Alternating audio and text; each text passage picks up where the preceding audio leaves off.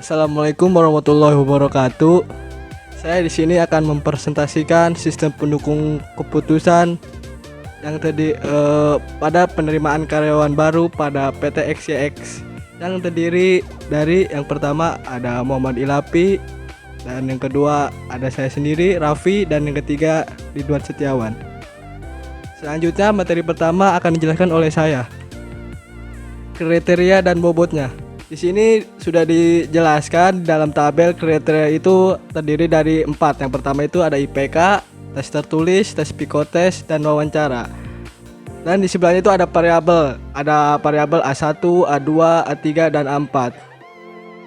Selanjutnya bobot. Di sini terdiri dari nilai IPK-nya yang pertama itu 20, tes tertulisnya 25, tes psikotes 25, dan wawancara 30. Selanjutnya data calon karyawan. Di sini sudah dijelaskan di dalam tabel. Yang pertama itu alternatif. Alternatif itu nama-nama karyawan yang akan diseleksi, yang terdiri dari Reza, Hadi, Lina, Ilham, dan Devi. Di sini dicantumkan IPK A1 Reza yaitu 2,9, Hadi 2,1, Lina 2,7, Ilham 3,0, Devi 3,4. Selanjutnya tes tertulis A2. Reza 75, Hadi 60, Lina 70, Ilham 80, dan Devi 75. Dan sebagai berikut yang bisa dibaca oleh kalian ya. Selanjutnya normalisasi matriks. Di sini jelaskan rumusnya RIJ sama dengan XIJ per max IJ. Di sini XIJ itu nilai atribut tiap kriteria dan max XIJ itu nilai terbesar yang dimiliki dari tiap kriteria. Oke, selanjutnya akan dijelaskan oleh teman saya. Baik, saya Ridwan Setiawan ingin melanjutkan materi yang disampaikan teman. Di sini ada IPK, sini ada R1, R2, R3, R4 sampai R5. Di sini itu nama pelamarnya, dan di sini 2,9 itu IPK nama pelamar dibagi max 3,4. 3,4 itu nilai terbesar dari tiap kriteria. Di sini 29 bagi 3,4 sama dengan 29 bagi 3,4 hasilnya 0,85. Dan di sini pelamar kedua 2,1 bagi 3,4, 2,1 bagi 3,4 hasilnya 0,61. Selanjutnya pelamar ketiga 2,7 bagi 34 hasilnya 0,79. Yang keempat 3 dibagi 34 sama dengan 0,88. Dan di sini ada tes tertulis pelamar 1, kedua, ketiga, keempat, dan kelima. Tes tertulisnya pelamar ke-1 nilainya 75. Dari hasil nilai tes tertulis nilai maksimalnya dari pelamar semua ini adalah 80. Jadi nilai masing-masing pelamar dibagi nilai terbesar dari hasil tes tertulis, yaitu 75 dibagi 8, maksimal 80, yaitu 75 bagi 80 hasilnya 0,93. Dan selanjutnya 60 dibagi 80 hasilnya 60 bagi 80 hasilnya 0,75. 70 dibagi 80 hasilnya 0,87. 80 bagi 80 hasilnya 1. Yang kelima 75 bagi 80 hasilnya 0,93. Dan di sini tes psikotesnya pelamar ke-1 nilainya, tes psikotes pelamar 1, 2, 3, 4, dan 5. Nilai dari masing-masing pelamar yaitu nilai terbesarnya 75. Jadi dibagi dengan 75, maksimalnya 75. Jadi nilainya 70. Nilai pelamar 1 70 dibagi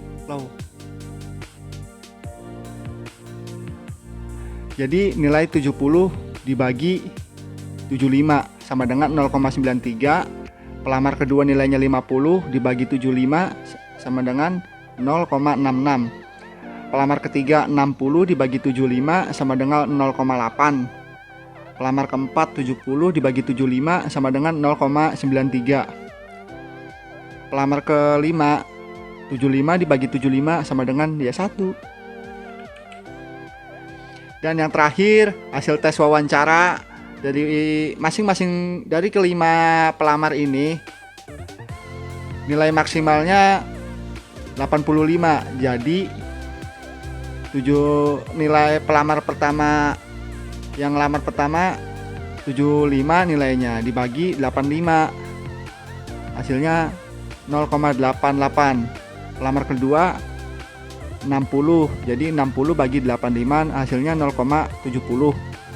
Pelamar ketiga hasilnya 85 dibagi 85 sama dengan 1. Pelamar keempat nilainya 75, jadi 75 dibagi 85 sama dengan 0,88. Pelamar kelima nilainya 80, jadi 80 bagi 85 hasilnya 0,94. Dari persamaan normalisasi matriks tersebut yaitu matriks itu R. Jadi matriks yang tadi sudah dijumlahkan di sini ada dari masing-masing pelamar ada pelamar pertama nilainya 0,85, 0,93, 0,93, 0,88. Pelamar kedua 0,91 dan seterusnya. Ini di sini pelamar ketiga dan selanjutnya. Nah, di sini bisa kalian lihat sendiri ya. Dan selanjutnya akan disampaikan oleh teman saya. Terima kasih. Oke, selanjutnya akan dijelaskan oleh saya. Perkenalkan, nama saya Muhammad Ilafi. Setelah penghitungan rumus tadi, yaitu yang ini, kita akan beralih ke penghitungan untuk dikalikan ke bobot. Jadi ini hasil ini hasil dari penghitungan tadi. Kemudian hasil dari ini kita kalikan ke bobot, yaitu 20 ini adalah bobot IPK, 25 ini adalah bobot tes tertulis, dan 25 ini adalah bobot tes psikotes, dan 30 ini adalah bobot wawancara. Jadi setelah itu kita lanjut ke penghitungan. Setelah penghitungan tadi selesai, lalu membuat perangkaian berdasar hasil dari matrik ternormalisasi R dikalikan dengan W, yaitu nilai bobot tiap kriterianya. Dari semua hasil ini kita kalikan ke bobot, yaitu 20, 25, 25, dan 30. P1 ini yaitu 0,85 ini ya, yaitu nilai IPK dikali ke nilai IPK. Nilai IPK nya 20, 0,85 dikali 20, kemudian ditambah ke nilai tes secara tertulis. Kemudian lanjut lagi ke, setelah dikalikan, kemudian lanjut lagi ditambah ke nilai tes